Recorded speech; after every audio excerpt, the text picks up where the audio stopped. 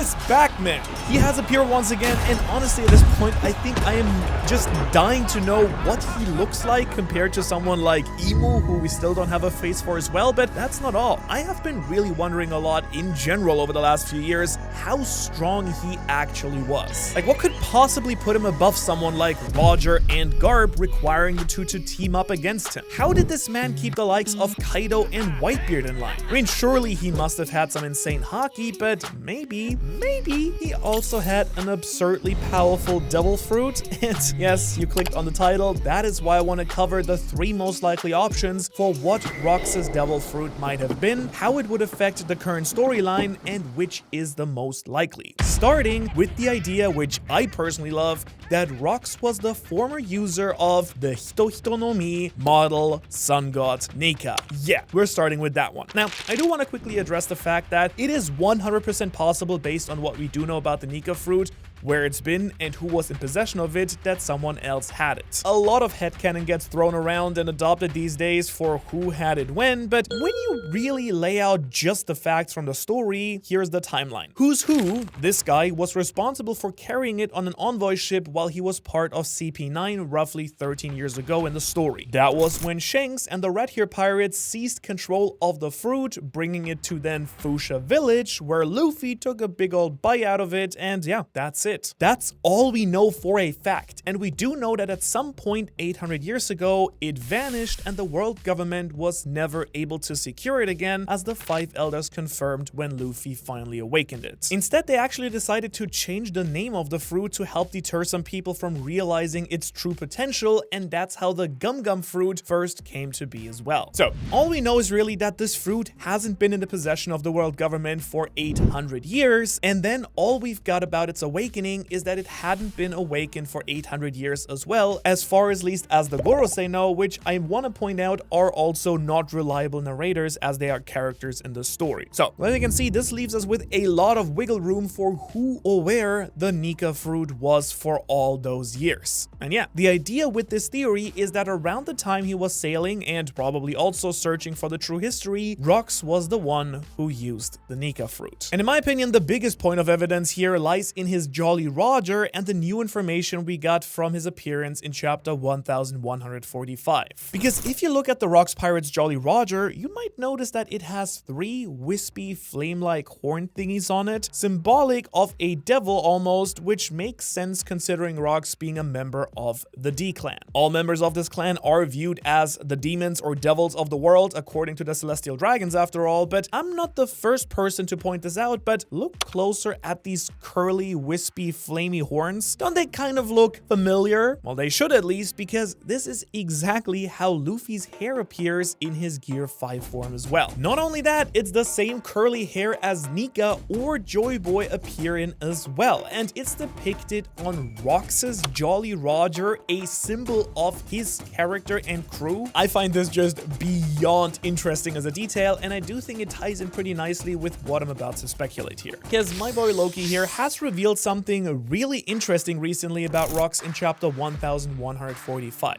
Rox D. Xebec, the infamous pirate, went to Elbaf at some point before going to God Valley. And it does seem pretty clear that he was on a mission because he didn't have time for silly stuff like the little brat Loki. And then Loki, well, Loki just idealizes the man the same way that Luffy does with Shanks. And I do think that's actually this parallel that helps really back up the idea that Rox may have actually had the Gomu Gomu no Mi and thought that he could become the next sun god. Or at the very least, Loki may have thought so. Really think about it. Why else would Oda put Rox on Elbaf other than to acknowledge that this man probably knew a lot more about the true history of the world? He probably didn't have a giant on his crew from all that we know, so it probably wasn't to recruit anyone. And unless he was doing some shady stuff with Harold, I kind of can't really think of any any other super strong reason that lines up with his direct goals. After all, the entire Elbaf arc so far has been centered around the massive Void Century and Nika lore reveals, and in the chapter right after revealing a massive laboratory that may be from Nika's time period 3,000 years ago, Oda just casually throws in rocks for good measure as well? Really? And not only that, the false sun god Loki is the one who worships him? Like, this entire narrative thread leads me to believe that maybe, just maybe, Loki viewed rocks as the sun god for that very same reason, and like, wouldn't it make a bunch of sense if it was because he had the rubbery body that Loki would know that Nika is supposed to have? And maybe Rox knew that as well. He knew that if he managed to awaken his devil fruit, he would become the sun god and save or destroy the world. But he didn't. He probably couldn't. His will, his dreams, you see, I think they were about conquering and becoming king, which is quite literally the opposite of the warrior of liberation. He would never have been able to line up his own ambition and will with the will of the devil fruit, and that of course is exactly what's necessary in order to awaken a fruit. And so he fell at the hands of Roger and Garp, possibly telling Roger and maybe even Garp about the true history and sending him off on his poneglyph quest, which then eventually led Roger finding the Left Tail. We do know from chapter 966 that Roger knew that there was another island after he reached Lodestar, but then just also seems to know randomly that the poneglyphs are the secret to uncovering Left Tail. And so far, at least, it's never been explained how he actually knew that that's the case, but it could have been revealed to him by Rox. And while that's interesting, it's not really important here. What I do want to focus on is one additional point before I move on that could back up this Rox had the rubber fruit idea. Kaido is the reason. You probably think I'm a little bit dumb here because the obvious point against it would be, Manu, wouldn't Kaido have recognized and called out that Luffy had his captain's fruit? And my answer would be probably yes. And what if he did and we just never noticed it? Huh? Did you ever think about that, punk? Didn't think so. Anyways, Kaido clearly knew about Joy Boy, and he even told King that he was probably the man he was looking for. And I do think that there's a common misconception out there that King told Kaido about Joy Boy, but that's not quite what the manga actually says. All that's really stated is that King believed Kaido was Joy Boy, not that he told him, you know, in a moment who Joy Boy even was. I think it's pretty safe to say that Kaido found out about Joy Boy from Rox after sailing with him, and that might be why he knew about King's power as a Lunarian, since their lore is kind of directly intertwined with Nika and or Joy Boy. Like, maybe at some point Kaido may have thought his captain was the next Joy Boy himself, and that's why he laughed when King thought he could be Joy Boy as well. But of course, after he saw Rox fall, he realized that that could not be true, so instead he began to think that maybe he was. But we also know that at some point Kaido realized he wasn't, and he wanted to, you know, produce the next Joy Boy, and he kind of hoped that Luffy would become it during the Wano arc. That's why he was so tragically sad when he knocked Luffy into the sea, as he had to accept seemingly that Luffy unfortunately could not be Joy Boy either. But think about it. Why would he think that Luffy would be a possible candidate for the next Joy Boy? Well, it may just be that he reminded him of his captain, because if Rox had the Nika fruit and the same powers as Luffy and couldn't awaken them to become Joy Boy, Kaido may have seen Luffy going on a crazy winning spree across the ocean and acknowledged that he had a shot of achieving his captain's dream, having the same devil fruit. Plus, it would also give a little bit of an extra boost to the idea that Kaido thought about Xebec when he asked how high Luffy's ceiling could actually go. And so maybe instead of saying that Luffy couldn't be Joy Boy like so many people before him, maybe it was meant specifically for Luffy, just like Rox. Now, of course, this isn't the all-time strongest evidence and, you know, most concrete theory out there, but right now, nothing has heartbroken this idea for me, and I really think it would be awesome to find out that Rox was the evil equivalent to what Luffy is now, only that, you know, he could not awaken the fruit. But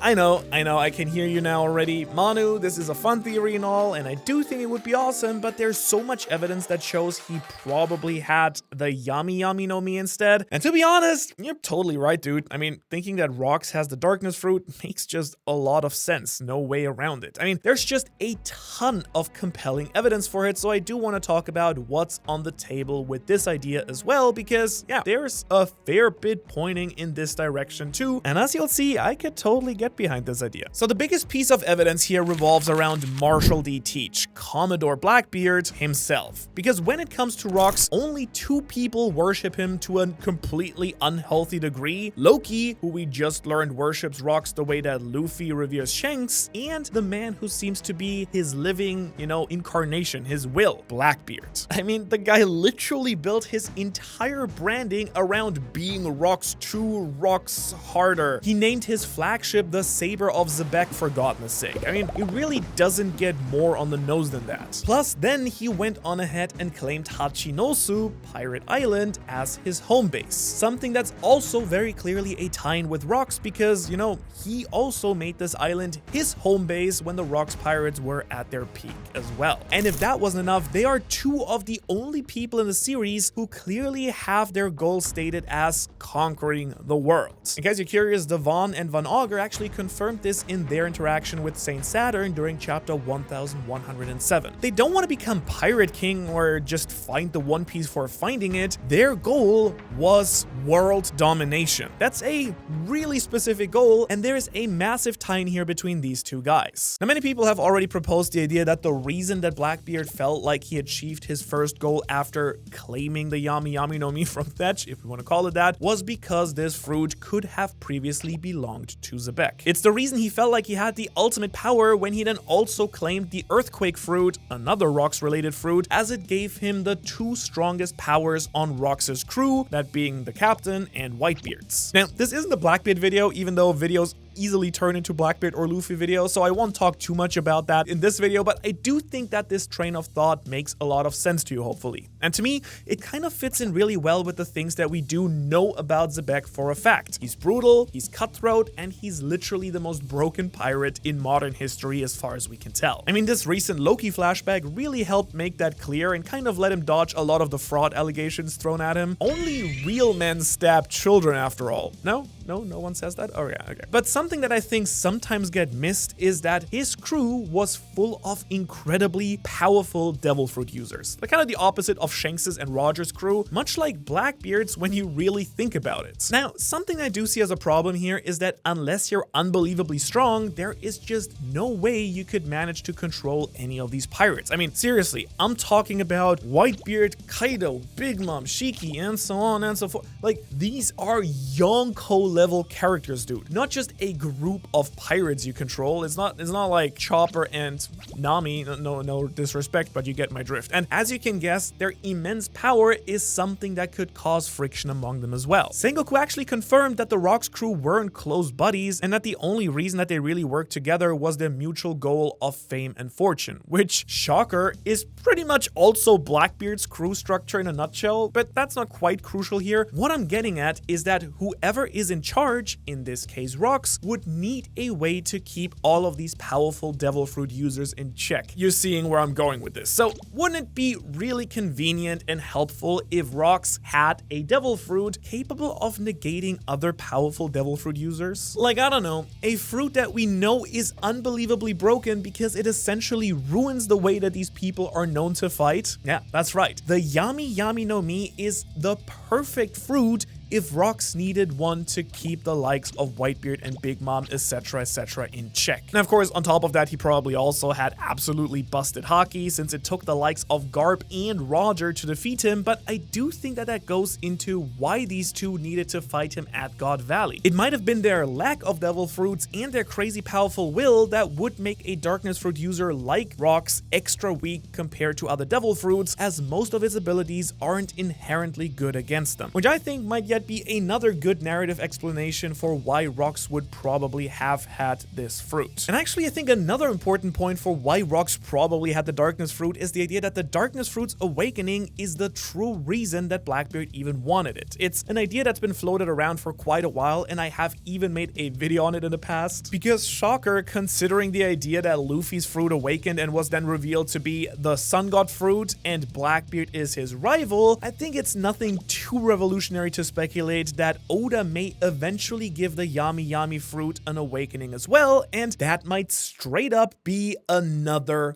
god fruit, like the moon fruit or, something of that nature. Now, what does that have to do with rocks? Well, it's not as clear, or at least it wasn't, until chapter 1145, because rocks visiting Elbaf and clearly implying that he has a specific reason for being here, again, something that is kind of subtly revealed when he tells Loki that he doesn't have time for a brat like him, implying he has a distinct mission and reason for being on the island. I think that reason was to learn more about the true history. Because again, it's been implied by Sengoku when you read between the lines that rocks committed the ultimate taboo of learning the entire true history, like the Roger Pirates, specifically in chapter 957 right here. Big Buddha over here says that in his quest to become king of the world, he committed several severe taboos, and as we already said, that word typically is used to describe the pursuit of the poneglyphs, what happened during the 3rd century, yada yada. The scholars of Ohara were taboo, for example, and considering we now know for a fact that rocks did come to Elbaf, the island with the massive reveals like the Harley mural robot, I think it's absolutely safe to say that rocks knew a lot more than the average person when it comes to his world history. And if you're worried, I promise there's a reason I'm talking about all of this in this devil fruit video, because maybe, just maybe, the darkness fruit might also be depicted in this mural. Maybe its awakened form is this demon on the left or the dragon at the top, since they do share this shadowy appearance. And if that were to be the case, rocks, and by association Blackbeard, having that would make a lot of sense. Both of them wanted to change the world, conquer it the way that Imu or the ancient kingdom did as well, and so they plan to use the darkness fruit to do exactly that. I don't know, would tie in pretty well with Roger wanting to be the next Joy Boy and Luffy being the sun god as well. After all, black holes, the power of the darkness fruit, are literally just dead stars. So how fitting would it be for the darkness fruit's true form to be the inverse of the sun god fruit? You know, a star that hasn't died yet and becomes a black hole. You get the idea what I'm getting at, right? So yeah, narratively and with some evidence, there is a really good case to be made, I think, that the darkness fruit is what rocks use to almost successfully